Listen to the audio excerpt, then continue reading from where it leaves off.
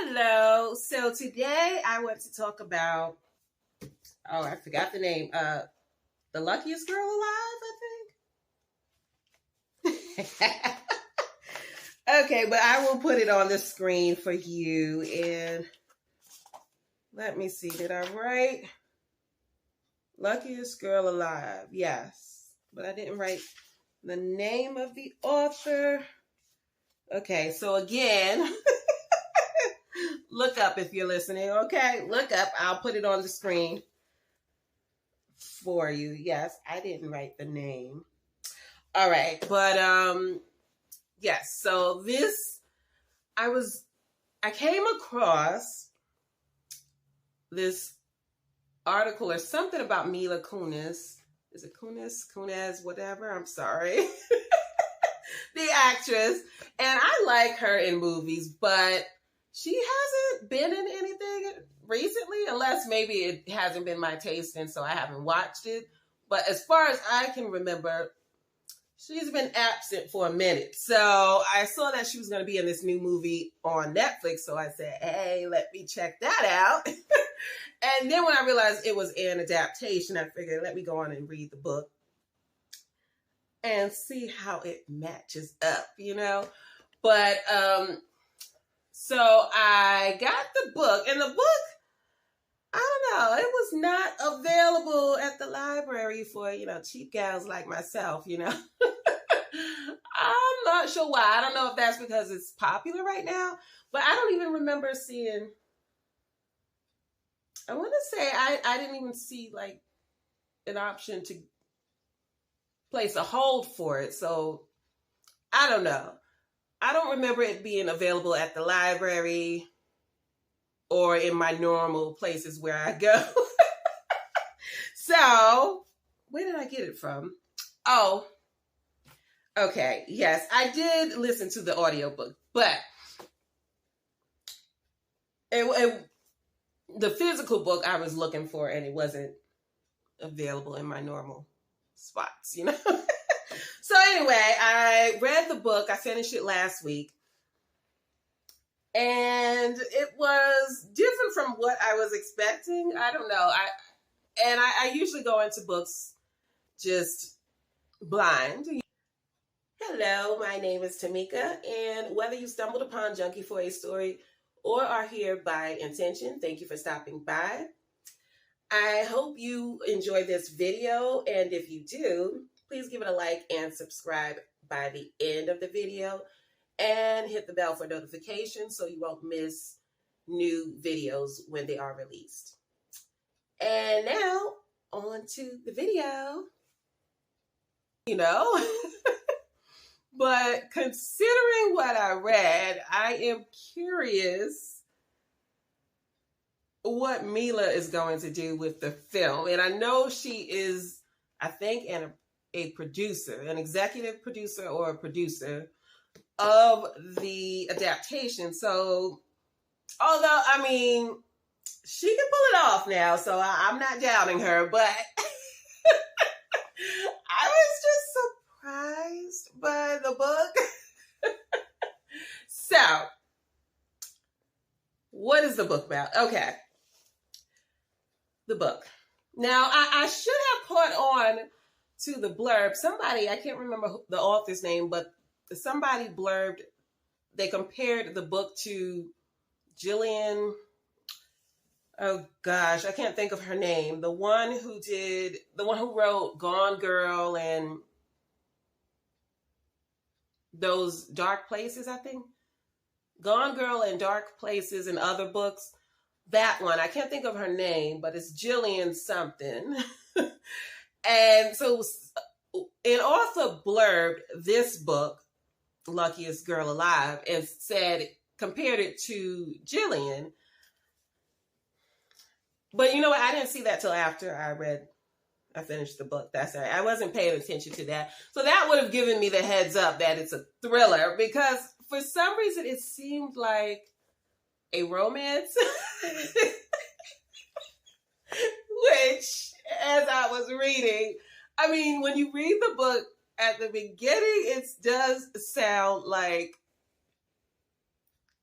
it's got that Pretty Woman Cinderella vibe about it. Like, you know, fairy tale-esque, but not too Disney, you know?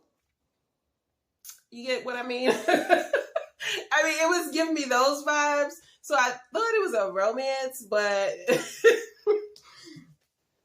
as the story progressed, I realized, no, this is not a romance. So I didn't read anything. I didn't read the synopsis. I didn't read anybody's reviews. I just read the book. And yeah, so I was in for a surprise. But what I will say is it's told from the point of view of the main character. What is her name? You know what? I don't even think Anya, I think, because she kept saying it, I think, because she wanted everyone to get that that's how it is pronounced. But I think that was her name, Anya. And you meet Anya in her late 20s. She is newly engaged to, is it Luke or somebody? You know, I wrote notes, but they're doing me no good right now. I know I must have put it here.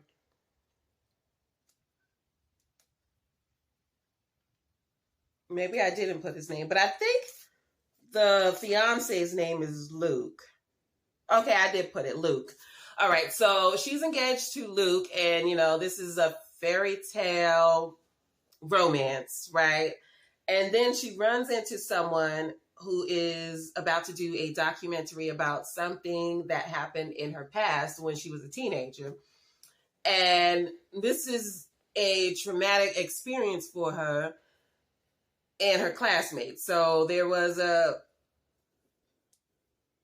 situation that happened, and it involved Anya and her classmates when she was like 14 years old. And she managed to get out of the situation alive. And fast forward to, you know, almost 15 years later, this person reaches out to her to ask if she wants to participate in the documentary focusing on those events. And she's keeping secrets from her fiance and the people in her new life because she basically gave herself a whole new identity. She left, I think it was Pennsylvania suburbs, or I think it was Pennsylvania. But she left there, moved to New York. She's now a writer at the women's magazine, for the women's magazine. And, you know, she's newly engaged and she's just living it up in New York, right? And nobody knows about this situation that happened in her past. And so now it's about to come back up, right? So she has her hesitation about participating. And then, I mean, the plot twist in this story, one of them did seem highly implausible, okay? Because, see, I can't tell you it because then that's giving a lot away. But there's one that just, I know it happened in 2000, they're saying in the book. It happened in 2000. Although, how could it have happened? Well, I'm thinking of 2022, but the book wasn't, this book is a couple of years old. So in the book, if I remember correctly, I think the incident, they said it happened in 2000. Now, I get social media wasn't a thing in 2000. However, fast forward 15 years later, social media definitely was a thing. So, I mean, the fact that they're saying there's a certain thing that happens, I'm just going to say it's around, I guess it's the third act, plot twist, whatever it is, right? I mean, it's further into the story. And to me, it just doesn't make sense that is possible. It doesn't make any sense at all. At all, okay? But that's what they're saying. So anyway, the book is interesting. It's a good thriller. I did find the main character a bit annoying because she constantly wanted to remind you that she had, double D's and she was pretty and she was called a slut because people were jealous of her, not because she's an actual slut. But she constantly brought up the double D's, which I find interesting since Mila is playing the main character. So I'm like, how is she pulling off the double D's? I mean, because I seen the trailer and she definitely rocking a double D's. I mean, she could have put, one of them chicken cutlet bras on or whatever, she didn't need to do nothing serious. But I mean, because it's constantly brought up in the book, I just figured Mila would do something to, bring that to light, since it's essential to the character, it sounds like. But she constantly brought up her looks.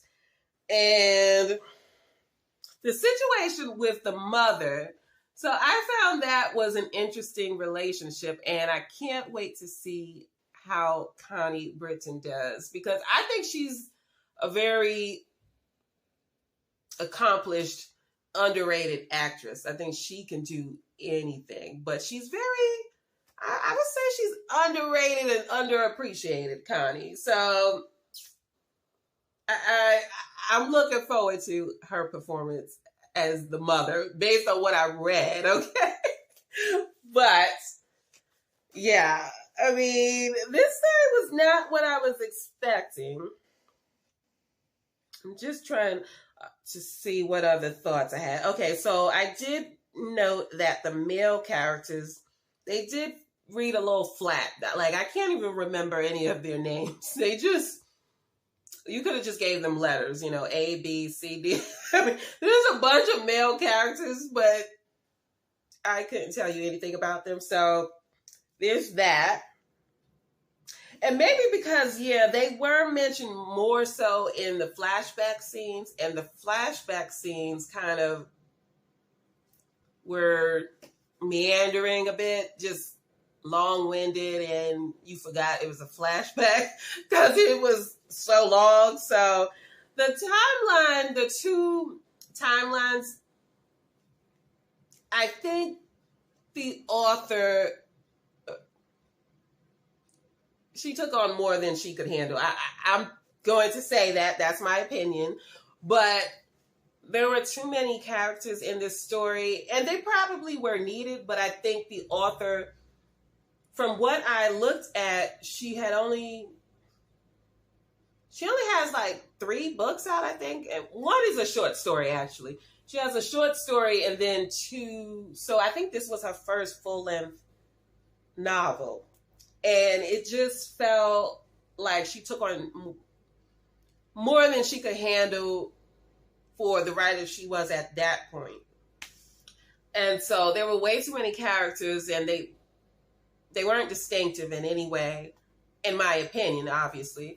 But they just didn't stand out, any one of them. I don't remember any of them. And then the 2 timelines, at times, because I was listening on audio, sometimes it wasn't quite clear whether we were in present day or in the past. It wasn't clear all the time, and I think that's more so the result of the writing. I mean, I've listened to other books on audio and that had flashbacks, and they did a better job. So I would recommend reading this book, like either an ebook or the physical book. I found the audiobook confusing because the flashbacks were so long, and then you wouldn't.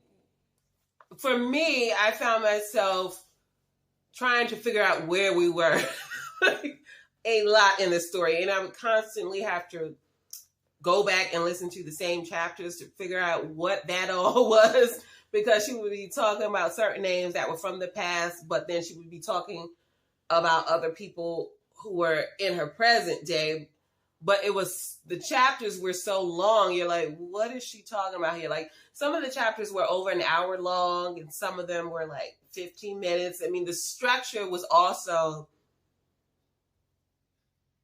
inconsistent, I'll say. And that didn't help, okay? But yeah, overall, I liked the story. I think it's a good thriller. I liked the plot twist, but again, I don't think it's plausible, but that's just me. So I watched that, and now I am going to watch the movie and let you know whether the book was better or not. We'll see how that goes, because I can't imagine. You know what? I don't know. We're going to see how this turns out. Okay, I'm going to watch the movie and I'll be back to tell you what I think. All right. So actually last night I finished the movie, right? And so I want to share my thoughts on that. So the movie Luckiest Girl Alive, it stars Mila Kunis. I'm not so familiar with the other cast members. Well, there's Connie Britton or something. Connie Britton, I think, is how she pronounces it. But yeah, I'm trying to think. I can't think of anyone else who I knew. So, it's Netflix. They tend to go with some fresh faces, which I'm not complaining about that. But yeah, so the movie, I think it was a good adaptation. Like they did keep the essential parts that was within the book. So you have Ani, aka Tiffany.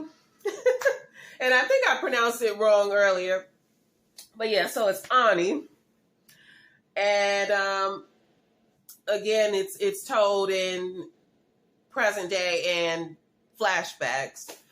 And I thought the young actress who played the young Tiffany, Ani, she did a really great job. I can't remember her name, but I thought she did a great job in that role, especially since it's dealing with such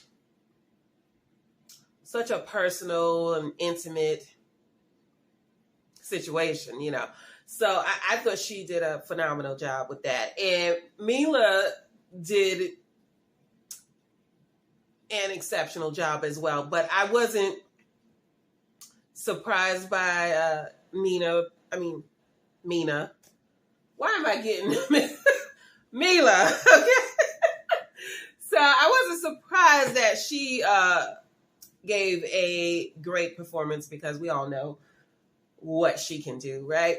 But yes, so I thought the movie, I will say the movie handled these topics a little bit better, but I think that's, I guess, a testament to the cast and the director, because the author, Jessica Knoll, she did write the book and the screenplay, but I think the execution of the film was better with these sensitive topics. Now, I especially appreciated how sexual assault was handled. The way that they showed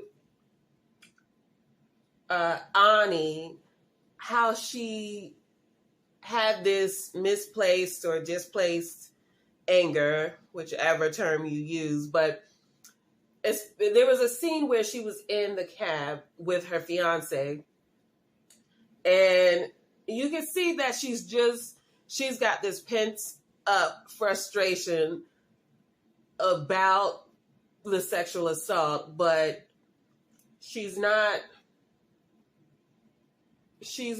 unleashing that anger onto its rightful owner, you know.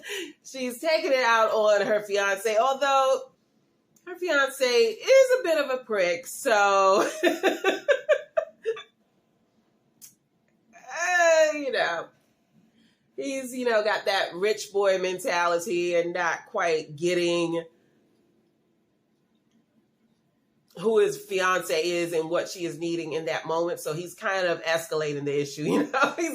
He's making her more mad. So, but I think the way the displaced anger was revealed throughout the movie, it was just so on point. And then the relationship with Tiffany and her mother, I thought that was portrayed in an authentic way as well. There was this one scene where Tiffany, she was at, I don't know if it was their vacation home or something. Her fiance, I think she was meeting the family or whatever, so she brought her mother out there as well. So, you know, you have Luke and his family, and then Ani and her mother. And at one point, you know, Tiffany, Ani, she goes off to herself, and then her mother comes out there to check on her, and they have this conversation, and the mother, I like the way they allowed the mother the space to show her point of view and where she is coming from. Not that she's right in how she raised Tiffany or whatever. It's just, I like that they allowed her to have her moment, because sometimes they, in films and in books, they portray the parents kind of like villains. Like it's just kind of more sympathetic to the child, and it's just like, oh, this is why the child is this way because of the parent. But they really don't give that space and opportunity to show, you know, what was that parent thinking and why did they parent in that way? You know what I mean? So Connie Britton, her character, I think her name was it Nina or Dina. So she had a conversation with her daughter, Ani, and she was talking about the differences in raising girls versus boys, because Luke is, I think he was one of 3 boys or something. His family, his parents, they have all boys. And so, you know, Dina was explaining how well, first of all, Luke's family, they come from old money, and then, you know, they have all boys. So if they found out about this situation through the documentary that Tiffany went through, then, you know, they're going to be judging the mother for what Tiffany went through. And Dina was talking about how she might be judged unfairly and how it's so much different to parent girls than it is to parent boys. And obviously it is, but they touched on it a little bit, but they didn't get too heavy into the differences. But I just like that was there. And then, let me see, what else was I thinking about or wanted to mention?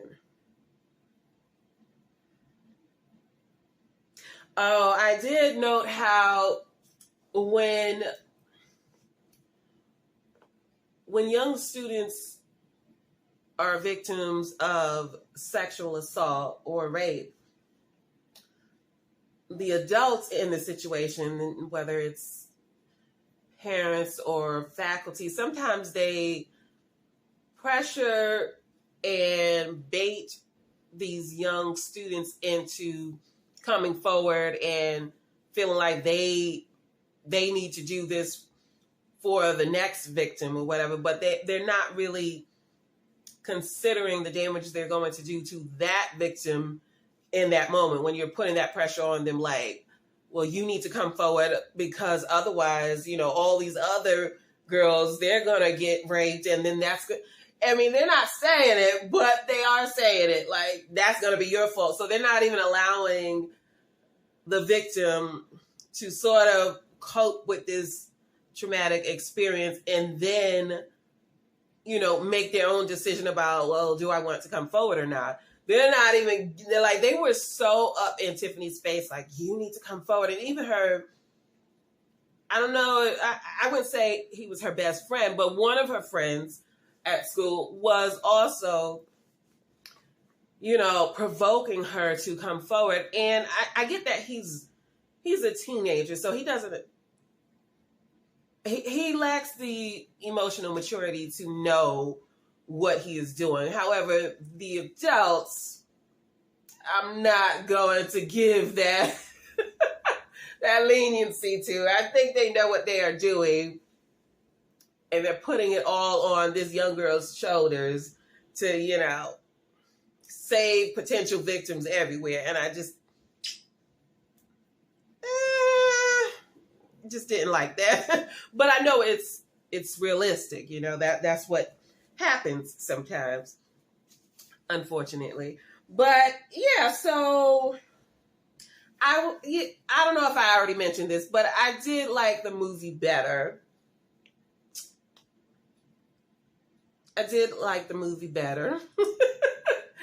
But I would recommend the book, and I will leave a link in the description if you want to get more details on the book. But yeah, so those are my thoughts. And I did want to mention, you know what? Jennifer Beals was in this, and I didn't even recognize her. I don't know what it is about her, but she's kind of a quiet, she has sort of a quiet presence, you know? She's like, I know her in name, but whenever I see her in a movie, I don't even know she's, like, I don't recognize her. I don't know why. I'm not saying as in she's doing a bad job. It's just, I think she somehow has a way of blending into the role that I don't even know it's her. But she did a great job, and I thought she had some really good lines too. I can't remember that line she made, an approximation, something. But and then she said something about write as if no one's ever going to read it, which I thought was so great. But she has some good lines in this movie. And then I was surprised to see that Linda Perry, the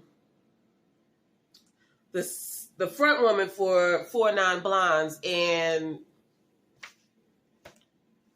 legendary producer, you know, behind paying her hits, and Christina, I think she wrote for Christina Aguilera, a lot of people, but Linda Perry composed the music, which I liked the music. I definitely got the, you know what, I was thinking 90s. I thought I was hearing 90s, but maybe it was early 2000s. Sometimes it kind of blends for me, so. But I did enjoy the music in this film. I'm just making sure that was all I wanted to say. Oh, and the ending. So I must say, I don't quite remember the ending in the book. But I liked the ending in the movie. I thought it was befitting. So, yeah, I thought it was befitting. And Mila, being one of the producers, I'm not sure how much she influenced, you know, the direction of this film. But I just thought the way they handled this subject matter, I think the whole cast and the director, everyone, I just think they did a great job with it. So I loved it. Although I normally don't like 2-hour-long movies, but but I loved it. All right. So Yeah, again, I will leave a link in the description if you want some more information on the book. But tell me what you thought of the movie, and if you read the book. Like, I don't know. I don't see myself rereading that book, but it is a good thriller. But I can't see myself rewatching the movie. Anyway, those are my thoughts. I am going to wrap this up. But yeah, so yeah, like, comment, subscribe if you choose. And tell me what you thought of the movie. What did you think of Mila?